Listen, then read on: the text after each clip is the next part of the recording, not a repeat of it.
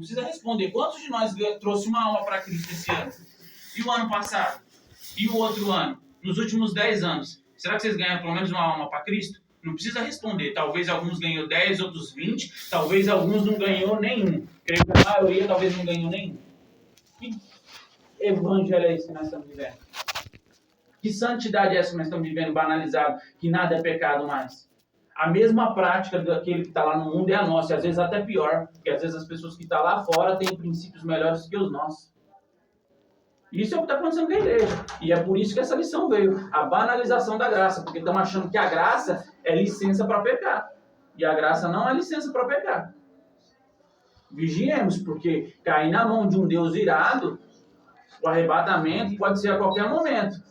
E que ainda não aconteça hoje ou amanhã, ou daqui 10, 20, 30 anos. Nós não temos controle da nossa vida. Hoje nós estamos vivos, amanhã nós podemos não estar. E nós vamos bater de frente com Deus. E o que vai ser na hora que a gente estiver de frente com Deus? Não pense que o evangelho é brincadeira. Não pense que a graça é liberdade para pecar. Vamos para a Bíblia. Vocês não acharem que é o que eu estou falando.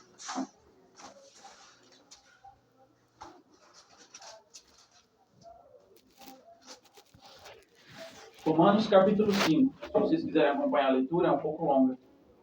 Pelo que como por um homem entrou o pecado no mundo, e pelo pecado a morte, assim também a morte passou a todos os homens, por isso que todos pecaram. Porque até a lei estava o pecado no mundo, mas o pecado não é imputado não havendo lei. Então, primeiramente aqui está falando, pelo que por um homem entrou o pecado no mundo, e pelo pecado a morte, assim também a morte passou a todos os homens. Ou seja, aqui está falando de Adão. Por Adão entrou o pecado no mundo e passou a todos os homens. Nós temos a natureza pecaminosa. Eu já falei isso para vocês umas dezenas de vezes, mas vamos falar de novo. Nós temos a natureza pecaminosa e é por isso que nós pecamos. E isso que eu estou falando para vocês aqui, essa mudança que nós como igreja precisamos, não é na força do braço, porque nós não vamos conseguir. Porque o ser humano é mau, o ser humano é ruim. Não tem Bruno não é bom, o pastor Lércio não é bom, o pastor Raimundo não é bom, o Isaías não é bom, o Mike não é bom, o Jackson não é, a Paulinha não é, a Edna não é, a Giza não é. O ser humano é ruim, o ser humano é mau e precisa de Deus. E foi por isso que Cristo morreu na cruz do Calvário. Não tem ninguém bom. O pecado passou a todos. 14. No entanto, a morte reinou desde Adão até Moisés, até sobre aqueles que não pecaram, a semelhança da transgressão de Adão, o qual é a figura daquele que havia de vir. Mas não é assim o dom gratuito como a ofensa, porque se pela ofensa de um morreram muitos, muito mais a graça de Deus e o dom pela graça, que é de um só homem, Jesus Cristo, abundou sobre muitos. Ou seja, assim como o pecado de Adão passou para todos, agora a graça de Deus passou para todos nós, através de Cristo. E não foi assim o dom como a ofensa, por um só que pecou, porque o juízo veio de uma só ofensa, na verdade, para a condenação, mas o dom gratuito veio de muitas ofensas para a justificação. A condenação veio de um para todos, mas agora a justificação também veio de um para todos. Cristo nos justifica, Cristo nos perdoa. Porque se pela ofensa de um só a morte reinou por esse, muito mais os que recebem a abundância da graça e do dom da justiça reinarão em vida por um só Jesus Cristo. Pois assim como por uma só ofensa veio o juízo sobre todos os homens, para a condenação, assim também por um só ato de justiça veio a graça sobre todos os homens, para a justificação de vida. Porque como pela desobediência de um só homem, muitos foram feitos pecadores, assim pela obediência de um, muitos serão feitos justos. Veio, porém, a lei para que a ofensa abundasse, mas onde o pecado abundou, superabundou a graça, para que assim como o pecado reinou na morte, também a graça reinasse pela justiça para a vida eterna por Jesus Cristo nosso Senhor. Olha atenção isso aqui, que coisa maravilhosa. Ó. Veio, porém, a lei para que a ofensa abundasse, mas onde o pecado abundou, superabundou a graça. O que esse texto está falando? Olha, o pecado é grande, o pecado da humanidade é grande, como eu falei para vocês, ninguém aqui é bonzinho, todo mundo aqui é pecador. Mas a graça de Deus é tão grande que ela superabunda e cobre todos os nossos pecados. Perdoa cada um de nós. Nós temos um relacionamento com Cristo, porque a graça de Deus, a bondade, a morte de Cristo lá na cruz do Calvário, a justiça dele foi imputada nas nossas vidas. E cada um de nós fomos perdoados e restaurados por Deus. Mas presta atenção nisso aqui agora. Porque quando Paulo vem ensinando isso aqui, aí agora vem a banalização da graça. Ah, Paulo, então se a graça superabundou, então vamos pecar. vão pecar, dar com pau. Porque quanto nós mais peca, mais a graça superabunda. Porque é o que está falando aqui. Porque onde o pecado abundou, superabundou a graça. Ou seja, se o pecado é grande, a graça é maior ainda. A graça sempre vai cobrir. E sempre é. Desde que seja um pecado involuntário. Aí olha aqui, Romanos capítulo 6, como que ele começa. Que diremos, pois, permaneceremos no pecado para que a graça seja mais abundante? Porque se o pecado automaticamente traz a graça, vamos pecar para que a graça seja maior ainda. Olha a loucura que eles estavam falando. E não é diferente hoje, tá, gente? Aí Paulo responde, de modo nenhum, nós que estamos mortos para o pecado, como viveremos ainda nele? Se nós estamos mortos para o pecado, como que a gente vai viver no pecado? Ou não sabeis que todos quantos somos batizados em Jesus Cristo, fomos batizados na sua morte, de sorte que fomos sepultados com ele pelo batismo na morte, para que como Cristo ressuscitou dos mortos pela glória do Pai, assim andemos também nós em novidade de vida. Gente, eu já expliquei isso aqui, mas eu vou explicar mais uma vez, caso alguém tenha uma dúvida. Vocês sabem o que significa a simbologia do batismo? O batismo em água, gente, não é quando você batiza, não vai mudar a sua vida no sentido de transformação. Jesus entrou. Não. O batismo é só uma simbologia do que já aconteceu na sua vida quando você aceitou Jesus. É uma ordenança de Cristo que você está confessando para o mundo que você vivenciou na sua vida. O que é o batismo em águas? É uma simbologia do que acontece na sua vida. Quando você mergulha sobre as águas, significa que você morreu com Cristo. Cristo não morreu na cruz do Calvário? Ele morreu por quê? Por nós, no nosso lugar. Então significa que nós morremos com Cristo. Quando você mergulha sobre as águas, você morreu com Cristo e foi sepultado com Ele. Se você morreu com Cristo, você está morto para o mundo. Agora, quando você levanta das águas, significa que você ressuscitou com Cristo, assim como Cristo foi ressuscitado pelo Espírito Santo. O Espírito Santo vivificou o corpo dele e ele foi ressuscitado. Ou seja, Cristo morreu, nós morremos com ele. Cristo ressuscitou, nós ressuscitamos. Se nós ressuscitamos, nós que somos Cristo, isso não é na ressurreição no céu, é hoje. Nós morremos com Cristo, estamos mortos para o mundo, estamos mortos para o pecado. E estamos vivos para Cristo. A nossa vida hoje é para Cristo, não é para o pecado. Então, se nós morremos com Cristo, quando nós recebemos Cristo como Salvador, entendam isso. Você está dizendo, Senhor, eu recebo o Senhor como Senhor da minha vida e como Salvador. Como que é isso? Eu estou afirmando que eu entendo o seu sacrifício e eu recebo. Que sacrifício? Que o Senhor morreu na cruz do Calvário e eu morri. E se eu morri agora, não tem mais condenação para mim. Eu não vou mais para o inferno porque não tem mais pecado. Porque o Senhor morreu pelos meus pecados. Mas quando o Senhor ressuscitou, eu também ressuscitei. Se eu ressuscitei para uma vida em Cristo. Então eu não posso mais andar no pecado. O pecado não pode dominar sobre a minha vida. Vamos lá para Romanos 8. Portanto, agora nenhuma condenação há para os que estão em Cristo Jesus, que não andam segundo a carne, mas segundo o Espírito. Por quê? Vamos para o versículo 5. Porque os que são segundo a carne inclinam-se para as coisas da carne, mas os que são segundo o Espírito para as coisas do Espírito. Porque a inclinação da carne é morte, mas a inclinação do Espírito é vida e paz. Porquanto a inclinação da carne é inimizade contra Deus, pois não sujeita à lei de Deus, nem em verdade pode ser. Portanto, os que estão na carne não podem agradar a Deus. Não há condenação para nós que estamos em Cristo Jesus, se andamos segundo o Espírito. Se estamos andando segundo a carne, não adianta boquejar e falar que é crente, que é da Assembleia de Deus, que é da Batista, que é da Presbiteriana. Não, Deus está pouco se lixando para isso. Deus está se ligando se nós estamos andando em Espírito, se nós não vivemos uma vida carnal. Vamos lá para Gálatas.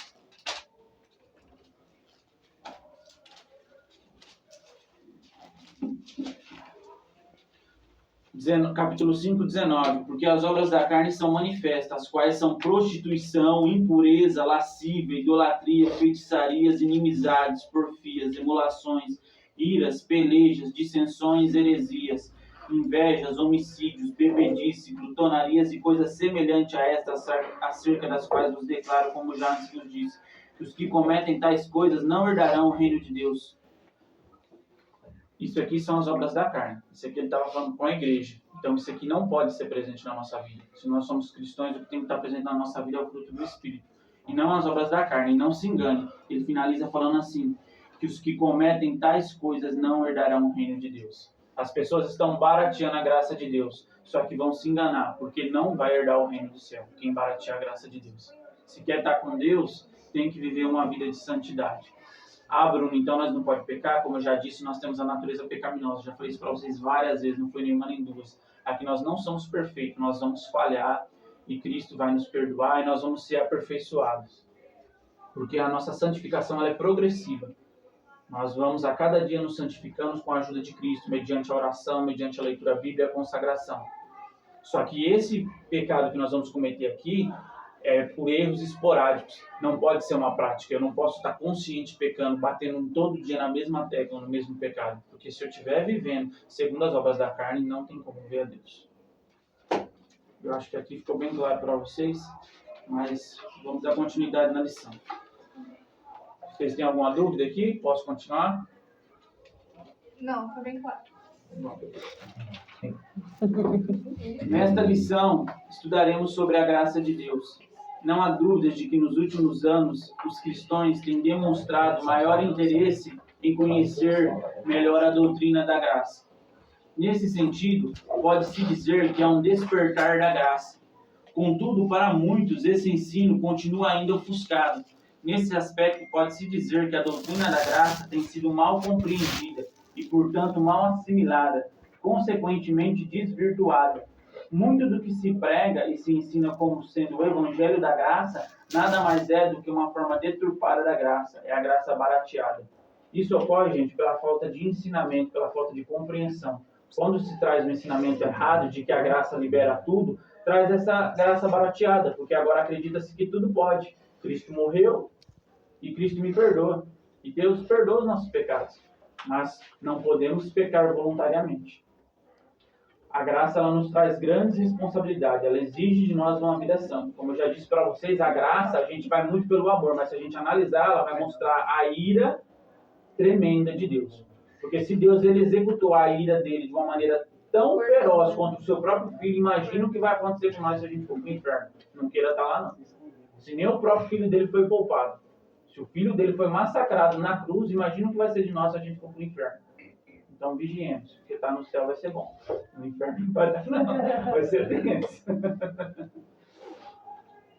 Compreendendo a graça. A graça divina. Ao se afirmar que a graça é divina, se quer dizer com isso que a sua origem está inteiramente em Deus. Foi Ele quem quis agir com graça. O testemunho bíblico é que aprove a Deus salvar os homens. Isso significa que a origem da graça, bem como a iniciativa da salvação, é o ato de Deus. A graça, portanto, tem origem no céu. Ninguém pode salvar a si mesmo. Isso aqui é interessante focar que a graça ela é inteiramente um presente de Deus para nós. A palavra graça ela significa favor imerecido, ou seja, é um favor que nós recebemos de Deus. A gente não pagou por isso. Não tem que falar assim, Deus me salvou, agora eu vou fazer isso em prol dele. Nós fazemos sim, nós adoramos, nós temos os nossos afazeres na igreja, mas por mais que nós façamos diante de Deus é nada. Nunca vamos poder pagar. Então, isso, a graça é um favor que Deus deu para nós. É um presente. E é por isso que nós não podemos banalizá-lo e nem desprezá-lo. Porque você está recebendo um presente e agora você banaliza, o juízo nosso vai ser maior ainda. Se a gente fazer isso. Ponto 2. A graça é imerecida. A graça é um favor imerecido. Isso significa que ninguém a merecia e nem tinha como merecê-la. De fato, a Escritura diz que não há justo nenhum sequer. Nossa justiça própria é como um trapo de imundícia. A nossa condição antes de conhecermos a graça se assemelhava a de alguém que deve uma grande quantia e não tem como pagar. Essa era a situação do ser humano antes dele vir para Cristo, antes de ele receber a Cristo. Ele tinha uma dívida impagável, que jamais poderia ser paga. Mas agora, através da graça, nós tivemos essa dívida paga, que Cristo pagou por nós na cruz do Calvário. Posso ler um versículo? Por favor, irmão Jacques. 1 Pedro 1:18 diz que sabendo que não foi com coisas corruptíveis, como prata ou ouro, que fostes resgatados da vossa vã maneira de viver que, por tradição, recebestes dos vossos pais. Então, não foi com coisas corruptíveis, né? Então, não tem preço humano que se possa pagar pela salvação. E foi o erro que a igreja primitiva, que se tornou a católica, começou lá atrás, né? Querendo pôr preço na salvação das pessoas. Isso. Na distorção do evangelho. Como que é isso? Os caras viram Maria, né? Esses caras não sabem ler, sabia tudo bem. Não sabia. Hebraico, lá gente, é uma tristeza tão grande, a gente não consegue, a gente se pega, a gente não entende. É aquilo que eu sempre falo, aquilo que a gente tem muito fácil, a gente não entende o valor. Hoje a gente tem condição, às vezes, de ter 3, 4, 5 Bíblias em casa e às vezes a gente passa o dia sem ler um versículo. Mas é muito sério. Isso se deu na época lá, na Idade Média, no período da Igreja Católica. Por quê? Porque as pessoas não tinham acesso à Bíblia. A gente é privilegiado, gente. A maioria de nós aqui, eu acredito que todos está com a Bíblia, senão com a Bíblia física no celular tem. Se não tiver baixado, entra no Google aí, tem acesso. A gente tem esse privilégio. Não tinha. As pessoas ficavam refém nas mãos de lideranças que eram desvirtuadas, Hein, Bruno? que ensinavam erroneamente. Mas tem uma denominação ainda, né, agora está mudando um pouco, mas tem uma certa... Até pouco tempo, não é muito tempo, eles que diz que a Bíblia, você não pode estudar a Bíblia. Uhum. Você carrega a Bíblia, tem um amigo, fica lá no painel do carro lá, que os livros nem funcionam, porque não abre. São amuletos, né? Leva a Bíblia para a igreja, põe no carro, fica lá e não abre. É triste, não? É muito triste. Não vai nem funcionar. Pô, os livros da Bíblia É muito triste, porque assim... Quem pode falar que é CCB, né? E aí um dia, né, tava uma moça falando ali, tava na teologia, mas você pode estudar primeiro. Tem que ter conhecimento. Quando o seu pastor tá falando lá, você tem que ler a Bíblia, senão você vai engolir tudo que ele fala. Ele tá falando mentira lá na frente, você tá acreditando, porque vocês são tudo enganados. Sim. Aí foi para você, começa a ler a Bíblia na sua casa, no seu serviço, para você ver como Deus vai falar com você. Você não precisa ir lá na igreja para Deus falar com você. Você pode entrar no seu quarto e Deus vai falar contigo. E ela começou a ler a Bíblia. Falei, nossa, Lenita, como é interessante. Você, mas lá nunca foi ensinado que nós temos que ler a Bíblia. Principalmente as mulheres. Lá só leva, mas você não carrega a Bíblia? Não, mas não abre a Bíblia. Só o ancião que lê. Onde é, né? Agora revelou. O que acontece, gente? Não, Como a gente tem isso palavra muito ainda, né? fácil, a gente não entende o valor. Porque, gente, a gente tem duas maneiras de conversar com Deus. É que a gente parece que é tão comum assim que a gente parece que não enxerga isso. Imagina você ter o privilégio de conversar com o Criador do universo. É a autoridade máxima. Gente, quem é que não gostaria de poder conversar com o presidente dos Estados Unidos, com o presidente do Brasil? Alguns podem não gostar Dos dele. Estados Unidos não, mas Bolsonaro é legal, né? Hoje eu também não gostaria do presidente dos Estados Unidos. Se fosse outro, eu queria. Mas entendeu? Só pra vocês Eu não sabia verem. nada que ele estava falando, que ele estava me xingando e eu ficava muito. Mas só pra vocês entenderem o nível de Não autoridade. tem nada. Você dá um abraço. Só para vocês entenderem o nível de autoridade que a gente gostaria de conversar. E a gente tem o privilégio de conversar com Deus, que a gente tem duas opções de conversar com Deus. Primeiro, através da oração, que a gente pode falar com Ele e Ele nos responder. Isso é bom. E segundo, através da Bíblia. A gente tem esse privilégio e a gente parece que despreza. É a mesma coisa, só para vocês entenderem. Vamos lá, agora. Vocês que querem conversar com o Bolsonaro. Você tem um celular exclusivo, vamos supor que o Bolsonaro ele tem um telefone lá que é exclusivo, é secreto o número. Aí você tem a oportunidade de trocar uma ideia com ele todo dia. E aí você não conversa. É isso que a gente faz. A gente tem a oportunidade de conversar com Deus todo dia, de saber o que ele está falando. Não, gente, nem se compara, mas é para vocês entenderem. Quem não gostaria de poder conversar? E às vezes você desprezaria e você fala, nossa, cara, que oportunidade única de conversar com o Bolsonaro ou com o presidente da Alemanha, ou da Inglaterra, o Macron lá da França, que é um dos mais, né? Eu não gosto dele, mas tudo bem. É opção minha. Então, assim, e a gente tem alguém muito maior do que eles e a gente despreza esse canal direto. A gente tem um WhatsApp para falar com ele diretamente. E a gente despreza e lá atrás não tinha. Rapaz, mas não fala nem com o pai, no cara, né? E a mãe, o cara não fala todo dia. Tem possibilidade de falar com... Você vê o nível que a gente está.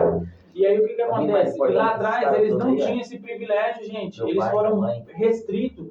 A Bíblia, por um bom tempo, ela era traduzida só no latim. Quem tinha acesso ao latim era só os grandes do pessoal do clérigo, os padres. E as pessoas não tinham. E as pessoas ficavam à mercê. Gente, quantas pessoas foram para o inferno por falta de conhecimento? E hoje a gente tem. E às vezes a gente quer jogar na nossa liderança. E a liderança, ela é responsável, sim, pela igreja. Ela vai pagar um grande preço diante de Deus se ela não agir corretamente. Mas diante de Deus, nós, como membros da igreja, não temos desculpa, porque a palavra de Deus está nas nossas mãos. Não vão poder chegar diante de Deus e falar, Deus, o meu pastor não me ensinou. O meu professor não me ensinou.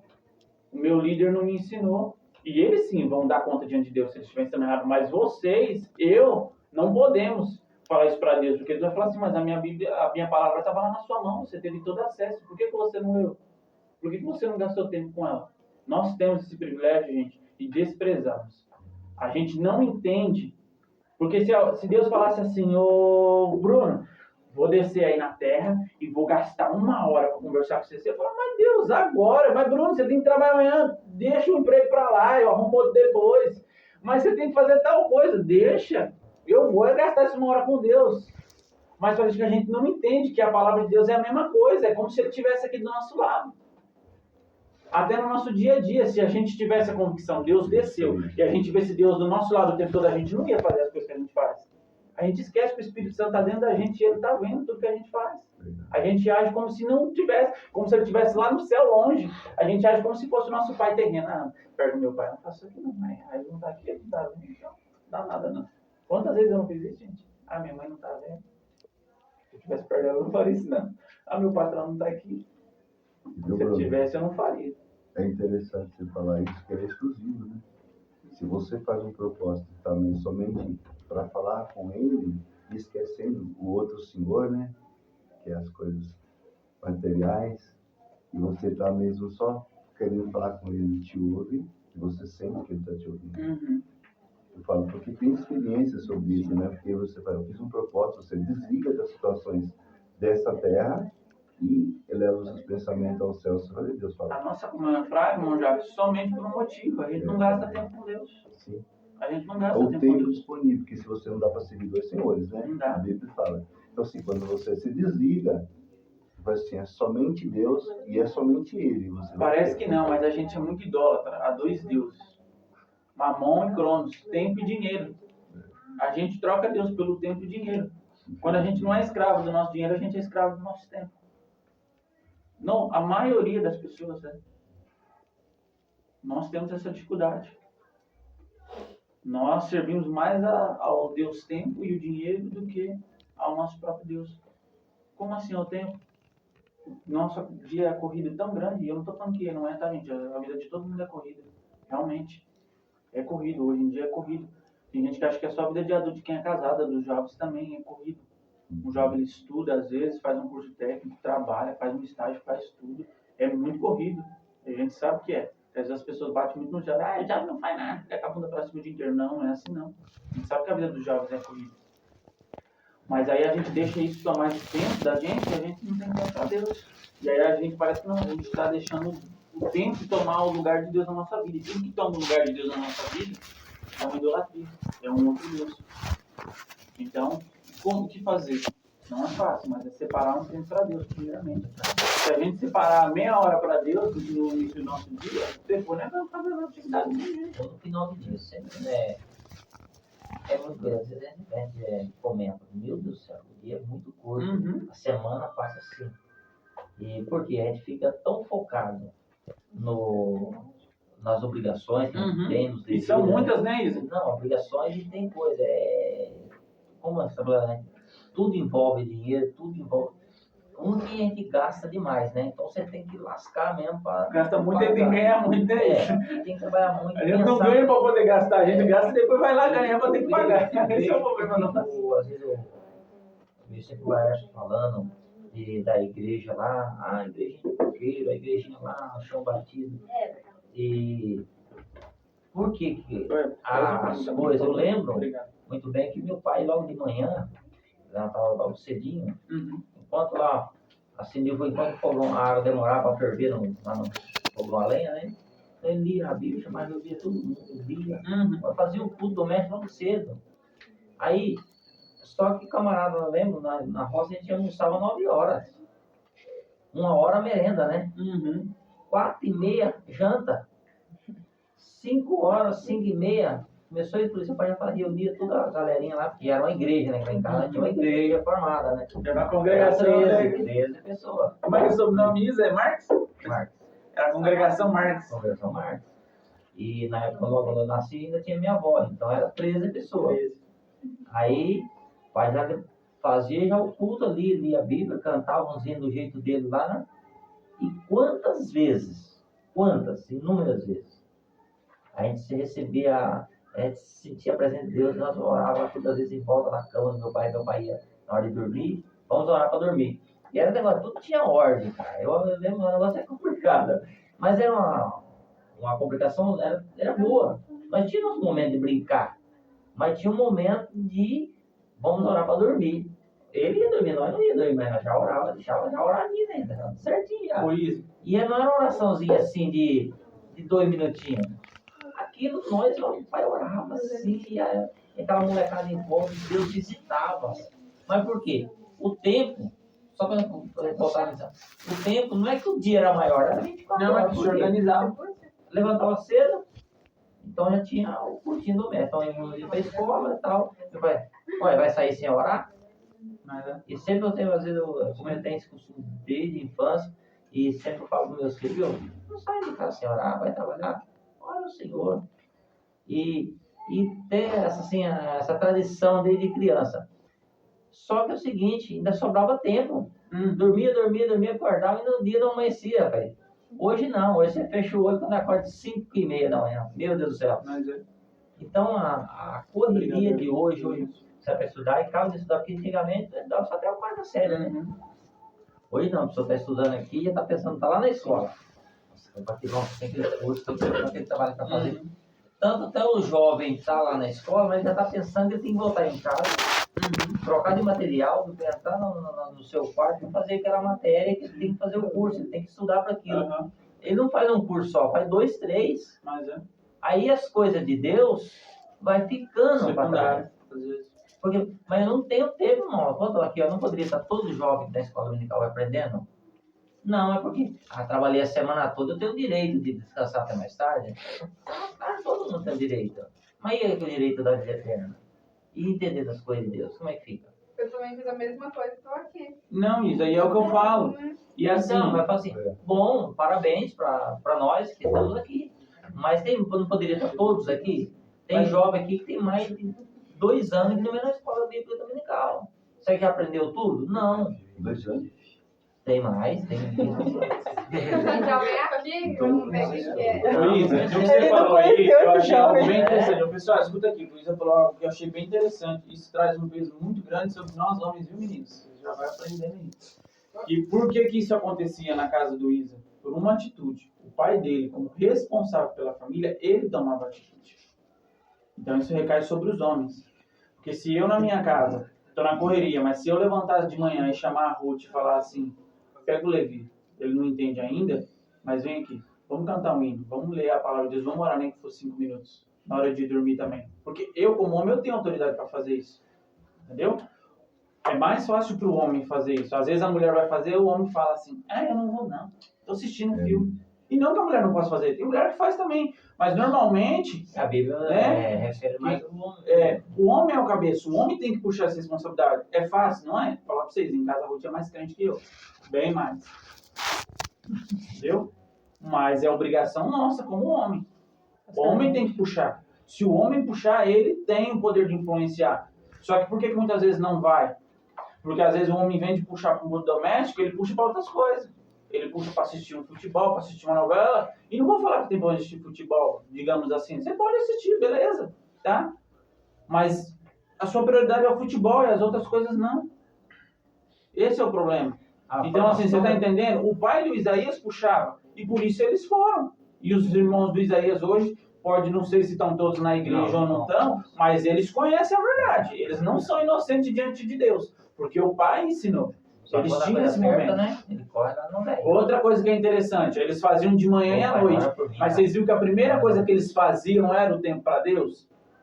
E assim, cada um faça da melhor que tiver. Tem gente que tem dificuldade, por exemplo. Tem gente que acorda, leva 2 horas para acordar. É da personalidade. Tem gente... Já viu aquelas pessoas que acordam e ela fica emburrada? E você fala, nossa, a pessoa é mais educada? Não é, gente. É a personalidade da pessoa. Eu conheço pessoas que é 2 horas, você nem conversa com ele. Você vai ter problema e deixa a pessoa, é o jeito dela, gente. Igual eu não posso dormir de dia. Se eu dormir de dia, gente, não fala comigo, não. Eu sou insuportável, tanto que eu não durmo de dia. Não sei o que acontece, eu acordo extremamente irritado. Não sei por quê. Mas tá? Então, assim, cada um tem um jeito. Então, por exemplo, uma pessoa que tem muita dificuldade de manhã, às vezes é muito sonolenta, demora, às vezes para ele vai ser melhor na noite. Mas se você conseguir de manhã, primeiro, porque você está dizendo para Deus, o Senhor é a prioridade na minha vida. Então, a primeira coisa é para você. Primeiramente, é isso. Você está dizendo para Deus. A Luísa está atrapalhando Primeiro é isso que você está dizendo. E segundo, que agora você pode ter trocentos afazeres. Depois que você já tirou o tempo para Deus, você não vai deixar de ter um tempo com Deus. Porque, gente, a vida da gente é corrida. Mais uma vez, não é só para os adultos, não. É para os jovens. Não é que a gente é relaxado, não. Se você não falar, eu vou tirar um tempo para Deus, você passa meses sem falar com Deus. Porque a vida da gente é corrida. Eu vou falar por mim, a minha vida é muito corrida, gente. Eu não tenho 5 minutos assim, vou parar e vou ficar aqui respirando, não. Tem não. É um monte de coisa para fazer. Agora que veio o Levi ainda, mais ainda. Aí o dia que ele tá daquele jeito, você quer fazer um café e tá com ele no colo, ele não deixa, não. Tá lá esperneando, não deixa soltar nem uma mão. Ele não quer café, ele quer pão de queijo. Quer pão de queijo, certo, sem vergonha. E agora ele tá assim, Edna. Você põe ele deitadinho lá, você fica em volta dele, ele fica belezinha. Você vira as costas, ele... Tipo assim, eu quero que fique aqui do meu lado. Eu falo, menino, que carência é essa? Você toma vergonha na cara. Então, assim, a vida da gente é corrida, gente. Então, assim, não tô falando que não é. A gente não tem um tempo com Deus porque a gente não quer, não. É falta de priorizar. Mas a vida da gente é corrida, então não tem jeito, tem que tirar um tempo. Tem ignorância, né? Às vezes a pessoa fala assim, o dia tem 24 horas, trabalha quanto dia? 8 horas, 10 horas, pô, você tem 14 horas. Né? Não mais, é Só por 14. 14. Você dorme quanto? Tem uma Só para ser 8, né? de 7 a 8 horas dormir, tá ótimo, né? Tá bom. Você dorme 7, trabalha 8, mas Mas se eu conseguisse dormir 7 9 horas por noite. E fala o que você é 9 horas? mas tem as mensagens, né? Gente, eu coloquei um aplicativo. Trabalha 8, vamos supor, você trabalha 9. Você dorme Quem 8. trabalha 12 horas. 16, certo? O dia tem 24 horas. O que você faz com as outras 5 horas? Só que, Ah, não sabe qual é que ela tá vendo? não, Tá sim, vendo? vou falar no meu caso. Ó, eu acordo 7 horas da manhã. Vou trabalhar, saio do serviço 6h30. Chego na minha casa 7h30. Faço janta, tomo banho e vou dormir 10 horas. Minha vida é isso. Então, pra mim, não E tem é 9 corrida. horas livre. E a corrida. Aí o que acontece? Como achar um tempo para Deus? Que hora que você falou que você vai trabalhar, Paulinho? Eu acordo 7 horas, mas Você saio de acorda casa 7 horas. 8h30. É, então, por exemplo, a Paulinha acorda 7 horas. Vamos pegar o exemplo dela. Como achar um tempo para Deus nesse meio termo? De manhã. Vamos iniciar, não vamos colocar pesado 1 hora porque é difícil. A Paulinha já levanta às 7 horas. Então não custa nada ela levantar às 6h50. É só 10 minutos e vai ser a prioridade. Eu sou muito sonolento nesse sentido. Então o que eu faço? Tem gente que não tem dificuldade, então já levanta e vai orar. Então o que eu faço? No meu caso eu faria. Eu vou lá, ponho a minha água para ferver, vou lá, lavo o rosto, volto, tomo um café, despertei, vou lá e tiro 10 minutos. É isso. Entendeu? Não precisa ser muito. Acorda às 7 horas, é só 10 minutos. O que é 10 minutos, gente, para Deus? E a gente vai ser prioridade, vocês vão ver a diferença. Ah, não, com certeza, né? Acordar, orar, agradecer, isso sim. Eu também Mas gosto, só que- eu lavando. Sempre jogo o chinelo debaixo da cama. Como assim? É porque toda vez que você vai caçar o ginásio, tem que joelhar lá. Não, assim, porque tem gente que fala assim, Já não, gosta de antes de ser, já acordei, que vou eu fazer o já não tá aqui, já devocional, vou orar aí ao fica Senhor. lá meia hora, 1 hora fazendo devocional. Eu vou falar, ser sincera, eu não tenho tempo pra ficar 1 hora fazendo devocional. Mas o seu devocional não precisa Na ser verdade, dela, o que você pode fazer acontece, isso. Paulinho? É, sim. O que acontece? Mas mais uma vez eu vou falar para você nessa questão. E não estou falando que é fácil, mas é a questão das nossas prioridades. Porque não precisa Melhor me não tem, tudo responder. bem, viu? Eu falo pra você. Você não precisa falar para mim. Com certeza. Mas por mais que você trabalhe na hora do seu almoço, no seu trajeto, do ônibus para casa, quanto tempo a gente usa de rede social? Eu tenho bastante dificuldade com o celular. Aí eu peguei um aplicativo que aí eu consigo limitar.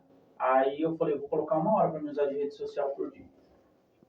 Aí eu dividi lá, tantos minutos para Instagram, tanto para Facebook, mas gente, parece inflação de segundos. Você fala, meu Deus, eu não fiz o que eu tinha que fazer, eu quero mais. Aí você vai lá e muda, né? Eu falo, tinha que ser bloqueado esse trem aqui, põe uma senha para outra pessoa, mas não é, você consegue mudar. Eu vou lá, só mais 5 minutinhos. E assim, o que acontece? Mas onde eu quero chegar? Esse aplicativo, ele mostra um relatório diário de quantas horas você passou. E ele fica mandando mensagem lá, parabéns, hoje você ficou meia hora a menos que ontem. Aí ele manda a carinha. Hoje você gastou tantas horas a mais. Essa semana você ficou horas a mais em relação à semana passada. Aí teve dia de eu olhar assim, cara, parece que não, porque o que acontece? A gente não para e fica aqui 4 horas. Mas você tá na hora do almoço, você gasta 20 minutos. Você tá na fila do banco, você gasta mais 10. Baixa o Glorify, você já baixou o Glorify? Cara, esses dias eu olhei e deu 4 horas de rede social por dia. Eu falei, cara, brincadeira, 4 horas de rede social por dia e eu não gasto meia hora com Deus? O que eu tô fazendo? Que diacho de crente que eu sou? Vou levantar a mão de novo, aceitar Jesus. Gente, façam isso. Calculem tudo que vocês gastam na rede social. Então, tá vendo como que é prioridade? E rede social é um exemplo. Às vezes a gente pode gastar na televisão. E não é que é errado. Gente, a gente pode assistir um filme. Mas vamos supor que cada um tem um costume. Vamos supor, se eu gosto de assistir série, eu evito assistir série porque eu não sei me controlar. Se eu catar uma série, eu quero terminar ela no dia. Eu vou querer virar à noite, eu não consigo assistir um capítulo, tá?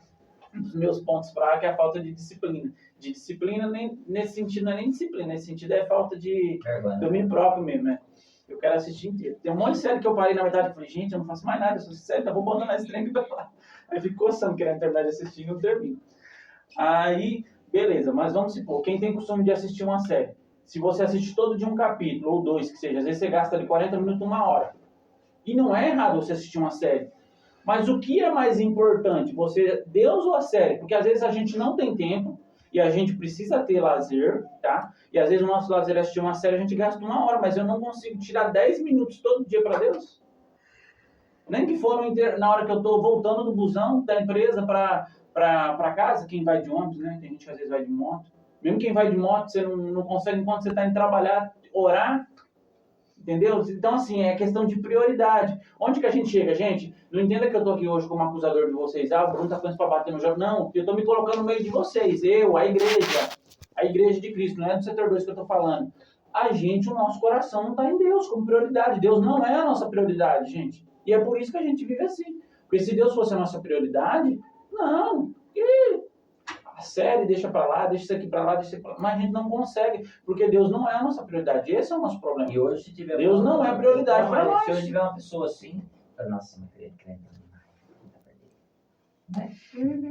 As pessoas não gostam que você seja crente.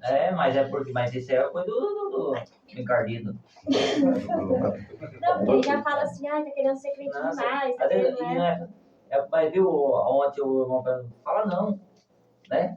Não pra isso, não pra aquilo, né? Tem que ter uma que fala não. Pô. E é difícil falar não, gente. Eu tenho uma dificuldade de falar não pros outros. Ótima palavra dele. Pensa no trem que eu preciso aprender a falar não pros outros. Bruno, manda um pix de R$1.000 pra mim. Não, isso aí é fácil falar não, que eu não tenho 1.000. Aí sabe o que acontece? Olha você ver a gravidade do não. Às vezes a pessoa fala um trem pra mim, eu não consigo falar não, falo sim, mas por dentro de mim eu tô naquela raiva que eu não queria fazer. Aí eu pego 2 vezes. Primeiro que eu não falei não e porque eu tô lá agora irado. Não era mais fácil falar fulano? Não dá. Ah, mas vai puxar. Não dá. Pronto. Não sou obrigado a falar mas assim. Mas é difícil. Tá no meio de falar não, é não, difícil. Se falar não, você é excluído do meio da minha escola, dos meus amigos. Ela assim, não, eu ando com ele lá, porque... mas não tem nada a ver com aquilo. Eu tô lá, mas eu sou separado deles. Mas tá lá junto. Aí falou assim, não, vamos lá, vamos. Eu por causa de um não, porque paguei uma dívida de 7 anos.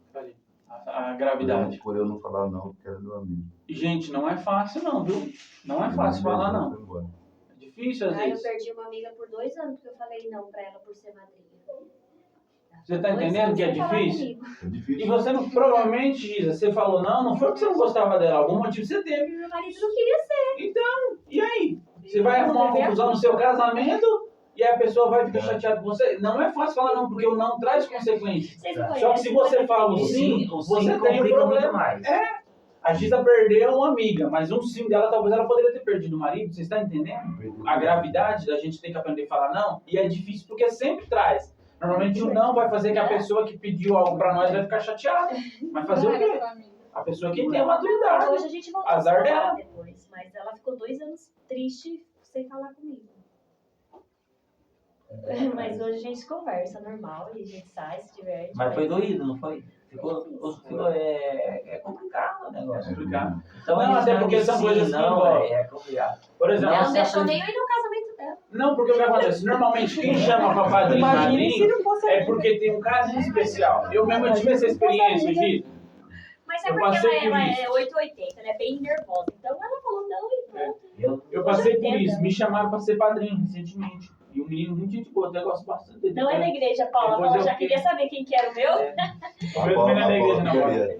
Aí, você fica sem graça até de falar não. Mas eu falei porque o que acontece? Esse ano eu fui padrinho do Eliel e da Karine e fui do Rafa e da Ellen. Gente, não tem como. Você gasta com roupa, você gasta com maquiagem, você gasta com presente. Sem contar que hoje, gente, tá um absurdo. Porque antes você falava assim, eu vou dar um presente de R$500. Nossa, era o presente. Você dá Hoje em R$500 dia pra é pessoa, hoje a pessoa oportunidade. não compra um micro-ondas, que é o mais barato, gente. Então hoje ser padrinho não tá fácil, não. Aí eu falei pra ele, eu falei, cara, você me perdoa, eu gosto muito de você, mas eu vou ser padrinho de 2 casamentos, eu não tenho condição financeira, não. Ser sincero pra você, financeiramente eu não tenho condição de ser. Não dá, é muita coisa pra mim. Se eu fazer isso, eu não como diz. Aí, mas graças a Deus, ele não ficou chateado. Mas eu fiquei sem graça porque, assim, eu sei que ele tem um carinho comigo. Eu falei, cara, a pessoa chama, pelo menos eu. Tem gente que é interessante, mas os meus padrinhos que eu chamei, todos os padrinhos que eu chamei foram pessoas que eu tinha carinho, sabe? Então, assim, você chama e a pessoa fala não, você fica meio sem graça, entendeu? Não é fácil, E não. quando você fala não, assim, o cara chega, você fala, não consegue falar não pro camarada. Mas ó pra você ver como é que você tem que aprender. Porque já pensou se eu falo um sim pra ele, aí eu vou lá e gasto uma grana e eu faço o quê? Não tenho esse dinheiro pra pagar. Aí ó quanto que esse não que eu não dei ia me custar. Aí daqui a pouco você entra no cartão de crédito e vai embolando e não sei o quê e pronto. Então tem hora que tem que falar não. Não é fácil, não. Não pro pecado. Não, pecado, principalmente. A graça no contexto bíblico. A necessidade da graça. Uma das doutrinas mais bem definidas e claras nas Escrituras é a referente à queda do homem.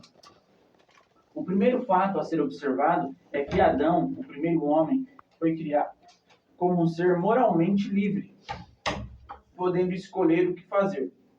A Escritura diz que Adão foi tentado, mas não coagido a pecar. Deus o responsabilizou por sua desobediência. Por que ele foi responsabilizado, gente? Porque ele foi tentado, mas não coagido. Ninguém impôs. Deram uma opção e ele escolheu, por isso que ele foi responsabilizado pela escolha dele. O primeiro homem, portanto, de forma livre e voluntária, desobedeceu e pecou. O segundo fato é que a queda do homem produziu consequências tanto para ele como para sua posteridade. Adão era o cabeça da raça, e como tal, todos os homens estavam sobre seus lombos. Ninguém, portanto, ficou fora da esfera do pecado. Tendo caído no pecado, o homem não podia por si mesmo se libertar. Uma das consequências advindas da queda foi a necessidade da satisfação da justiça divina. Por isso, a justiça de Deus exige a punição do pecado. Lembra que eu falei para vocês lá no início? Isso porque Deus, sendo justo e santo, não deixaria o pecado impune. Isso é contra a natureza de Deus. Jamais ele poderia falar, eu amo, não vou passar a mão na cabeça dele e não vou punir. Ele puniu, não diretamente a mim, mas esmagando Cristo na cruz do Calvário. Contudo, assim como Deus é justo, da mesma forma, ele é amor. Isso é denominado pelos teólogos como a doutrina do duplo amor de Deus. O amor de Deus, a justiça e o amor de Deus, a humanidade. Se por um lado a justiça divina exige a punição do pecado, por outro lado o amor de Deus pela humanidade levou a prover como meio de justificação em Cristo Jesus. Portanto, Deus manifesta o seu grande amor pela humanidade e vê nele a sua justiça satisfeita. Gente, é isso aqui que eu estava tentando dizer para vocês. Ó. Deus, ele demonstra o grande amor dele, mas ele demonstra a justiça dele e a ira dele. Só que a gente esquece da justiça e da ira, a gente só lembra do amor.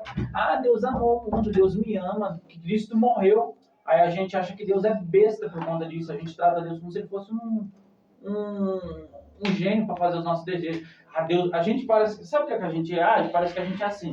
Eu sou... Vamos lá. Quem que é o cantor da moda aí agora? Gospel? Não vamos nem falar do gospel, vamos falar do mundo mesmo. Vamos lá. Quem que é aí? Normalmente é sertanejo que tá bombando, né? Senta danada. Quem que canta Senta Danada? O Zé Felipe. Zé Felipe, né? Que ele e a menina lá, eles bombam nas redes sociais, né? A Gina tá somente lá. Então, só para vocês entenderem, como que a gente se age? A gente age como se a gente fosse o Zé Felipe.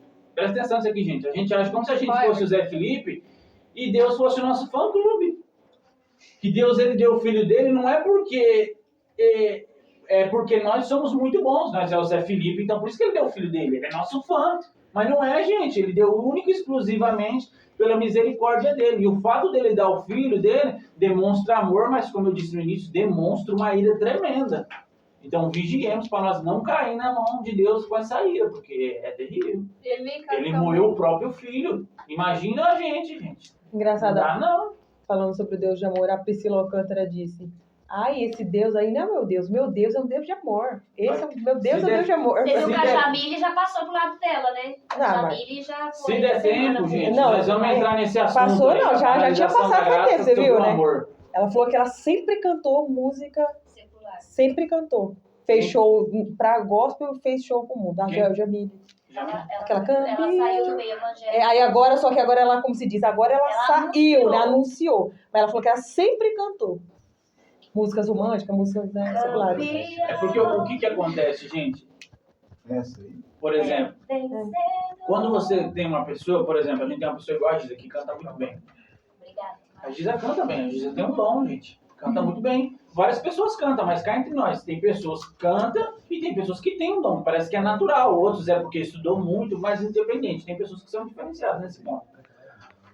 A chance de alguém chegar e falar pra Giza, Giza, vem gravar um CD aqui com a gente, de música secular, porque ela tem uma voz bonita, é enorme. Já tive. Eu estava fazendo aula de canto, fiz aula de canto numa escola aqui da Tuba e eles abriram uma vaga para a banda deles, da aula, chamava Faces da Lua, que cantava em barzinhos, alguma coisa, e ele me convidou. Eu nunca mais voltei lá. Entendeu? Não. Porque eu fiquei sem graça de falar não, mas também não queria isso. E foi a melhor coisa que você fez, E Giza. nunca mais voltei. Porque a Bíblia fala pra gente fugir da aparência do mal. Porque se a Giza fala não, mas continua lá. E não que ela não poderia, mas olha a tentação.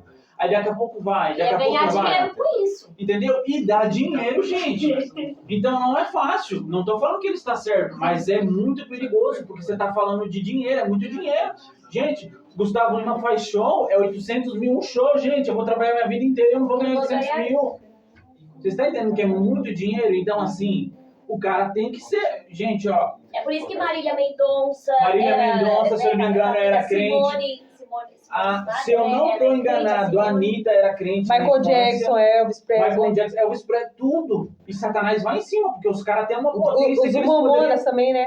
Tinha lá. Gente, vocês podem observar, vai puxar, a maioria desses caras era cristão. Só que os caras são muito talentosos. E aí, Satanás, ele não é besta, ele tem as estratégias, sutileza, ele vai usando Você estratégias viu o para pegar. testemunho da Fabiana Anastácia? Alguém já viu o testemunho dela? Sim, que o inimigo apareceu pra O inimigo ela. apareceu pra Ela ela, cantar com mostrou muito. ela em cima de um palco. Ah, verdade, Ela agora já eu lembrei, pessoa já e vi falou, isso. isso aqui eu posso te dar. Entendeu? Acontece E ela teria muito, voz gente. pra ir pro mundo. Ela Tem. tinha, né? Gente, cá entre nós, não é puxando o saco, não. Mas muitos dos evangélicos são muito mais talentosos. Porque os evangélicos ainda compõem música. Tem umas músicas também que só por Deus, né? Mas ainda tem letra. Gente, as músicas do mundo não tem letra. É só repetição e palavrão e besteirão e só isso. Só isso que faz sucesso. Os caras não são pessoas boas de compor música. É Esquece. batida. Lá atrás teve música boa. Você pega um Almir Sater, você vai ouvir, o cara tem música. É música de verdade, gente. E dá gosto de você parar pra ouvir. Agora, você vai ouvir as músicas de hoje, não tem letra. Não, você vai ouvir alguns hinos hoje, você se sente no ringue de MMA. Alguns não, né, gente? Não, então. É 90%. Você se sente no ringue, pelo amor de Deus. É o hino que a irmã cantou comigo mesmo. Isso, Quem isso. falou pra mim? Alguém falou pra mim, ai, esse hino é vingativo, né? Você vai ver. O hino é bem vingativo, né? Gente, Sabor ó, de mel. tem algo importante que eu preciso falar pra vocês aqui. E eu ia falar no final, mas o tempo nosso tá curto, então eu já vou falar agora. Ó, o Evangelho da Graça de Deus e o outro Evangelho da Graça Banal. No Evangelho da Graça de Deus, Jesus ele é salvador e transformador, certo? Ele salva dos pecados, mas ele é transformador. Ou seja, venha como você está, mas na hora que chegar aqui, Jesus vai te transformar. Agora, no Evangelho da Graça banalizada, vejam se não é isso. Ele é acolhedor e tolerante. Venha como você está e fica como você está. Não precisa ter mudança.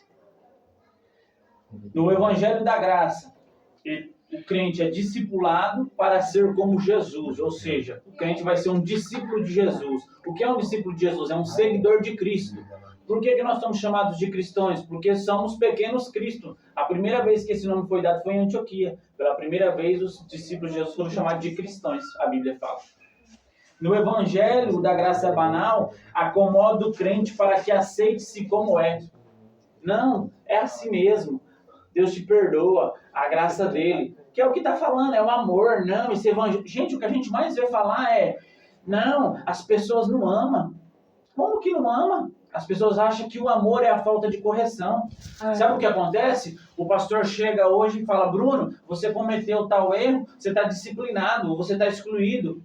Em vez de eu me humilhar e falar, não, pastor, é verdade, tomar, porque, gente, a disciplina não é um mero capricho. Entendo, a disciplina, sabe o que é uma disciplina? A disciplina é, eu cometi um erro. Eu sou disciplinado para que quando eu esteja nessa disciplina, venha a minha consciência. Eu esqueci, era para mim ter pegado o versículo lá de que Paulo manda os coríntios disciplinar. Tira ele fora da comunhão e entregue ele a Satanás para que o espírito seja salvo. Foi Paulo que falou, e Paulo estava inspirado por Deus, tá, gente? Não foi Paulo, não, era o próprio Espírito Santo falando. Então a disciplina é para quê? É para que venha à nossa mente a consciência de que nós erramos e venha um arrependimento. Então agora esse negócio de que não pode, disciplina não é falta de amor. Não, quando você não disciplina é falta de amor. É a coisa que mais me entristece. Graças a Deus no nosso meio nós não temos isso, mas eu já vi acontecer, às vezes a pessoa errada e ninguém chegar e corrigir ele. Eu falo, gente, ninguém tá amando essa pessoa. Mas hoje Estão em dia acabando tá de vendo matar. muito isso, né, Bruno? Você não tem mais ninguém disciplinado dentro da igreja. Ninguém. Mas assim, talvez não seja nem o caso da disciplina em si, Gisa. Porque, por exemplo, vamos se tratar da nossa igreja aqui, o que eu vejo. Eu já passei por esse tipo de experiência com o pastor Laércio. Ele, aí vai muito da pessoa. Dependendo de certas situações, o pastor Laércio, ele chama e fala, filho, isso aqui tá errado. Aí ele dá oportunidade para a pessoa. Se a pessoa continua, aí agora vai ter que ter uma ação. É igual a empresa. A empresa, como que funciona? Tipo uma O advertência. funcionário fez algo errado, você dá uma advertência verbal. Chama a pessoa e fala, fulano, isso aqui tá errado. A pessoa não mudou, agora você dá uma advertência por escrito. Normalmente são 3 advertências. Primeiro uma advertência verbal, não funcionou. Agora são 3 advertências por escrito, não funcionou. Suspensão, 1, 2, 3, não funcionou. Demissão por justa causa, até porque você tem um histórico. Esse funcionário foi advertido por esse mesmo problema, uma vez verbalmente, 3 vezes por escrito e 3 vezes foi suspendido. Não tem o que fazer, vou ter que demitir por Por que justa não causa. acontece esse tipo de acontecimento com o adultério? Porque o adultério já é um motivo de disciplina total. E não outros tipos de pecados, se pecados são pecados. Então, não, mas aqui... Sem moderações. Não, para Deus não tem distinção. Mas é porque, Gisa, tem coisas que... vamos lá, como que eu vou explicar isso para você? É difícil, não é? Tipo, dá um... Por exemplo, out na aqui gente. não vou nem entrar em questão de salvação, vou entrar numa coisa que é bem basicão. A nossa igreja, na prática, a mulher não pode andar de calça, né? Na prática, né? Já foi. Na teoria, né? Na teoria, porque na prática não na funciona. prática, a gente... Então, por exemplo, o adultério, gente, é uma coisa mais séria, muito mais grave. A gente tem que entender que pecado diante de Deus é tudo a mesma coisa, mas a consequência aqui na terra é diferente. Isso a gente tem que entender. Deus, ele não faz acepção. Para ele, pecado é pecado, mas a consequência na terra é diferente. Então, uma coisa é a pessoa cometer um adultério. Não tem como, tem que ser disciplinado, até porque ele já pecou, ele já cometeu um erro e agora ele precisa ser trazido à disciplina justamente pelo que eu falei. A disciplina não é vingança. Entenda, a disciplina não é vingança. É para a pessoa trazer a consciência. O que eu fiz? Agora, a questão de uma causa. O pastor pode chegar e falar assim, ô Bruno, você tá de short, meu filho, não faz isso não. Você é o conselheiro dos jovens, você é exemplo dele, você não pode fazer isso. E agora, se eu continuar, ele pode, meu filho, a partir de hoje você não é mais conselheiro, você não é mais professor, porque você não está sendo exemplo para eles. E dependendo até, você vai ser disciplinado. Mas é pecado? Não, é norma nossa. E se você não está cumprindo, você não está apto a estar no nosso meio. Então, assim, são coisas diferentes. Tem coisas que dá, tem coisas que realmente dá para conversar. Você não pode ser extremo. Até porque, assim, a gente tem que saber lidar com as pessoas. A gente tem que... Aí, nesse ponto, ele tem a questão de o amor mesmo. Aí, às vezes a pessoa fala, não amo. Agora, uma coisa é, o pastor foi lá e falou para mim uma vez. Tá bom, pastor. Aí, no outro dia, de novo. Aí, no outro dia, de novo. Aí, olha o dano que eu tô trazendo. Tô citando o exemplo do short, mas pode ser qualquer outra coisa. Não pegou de calça ainda, porque aí não fala comigo e tá tudo certo. Tô na primeira advertência ainda. Então, o que acontece? Gente, eu como conselheiro e professor, eu sou exemplo de vocês. Então, por exemplo, se vocês fazerem isso, o pastor falar, vocês vão falar assim, porque é da gente, é ser humano. Mas o professor da escola dominical faz. Então, o pastor Lárcio vai chegar uma hora que ele vai ter que tomar uma atitude contra mim. Aí eu vou falar assim, pastor Lárcio não me ama, vai matar eu, tirou eu da escola dominical, não sou mais conselheiro, me tirou da porta, põe eu lá no banco. Isso é falta de amor, não é falta de amor. Você sai da igreja se ele te disciplinar também. Então, e pode acontecer de eu sair, mas não é falta de amor dele. É orgulho meu. A gente tem essa mania de achar que a culpa é de quem fez, não. Quem tá errado sou eu. Ele é o líder da igreja e ele precisa agir. Só que tem que ser a correção total, né? Não posso só corrigir a Luísa, eu tenho que corrigir todos. Não pode ser para uns, né? Esse é o problema, né? É isso que o ser humano olha, entende? Ele se baseia... O problema nosso pessoa, né? Tipo assim, se aconteceu se corrigiu eu, tem que corrigir todo mundo. Não, porque a gente Esse é o nosso assim. problema, né? Porque a gente é assim. Porque, por exemplo, é mais ou menos assim. Não, eu tô falando de você. Não, Esse é o problema, né? não que não tenha que corrigir todo mundo, mas se a gente tivesse consciência, a gente ia falar assim: meu Deus, o pastor Larson não corrigiu o Jackson, mas corrigiu eu.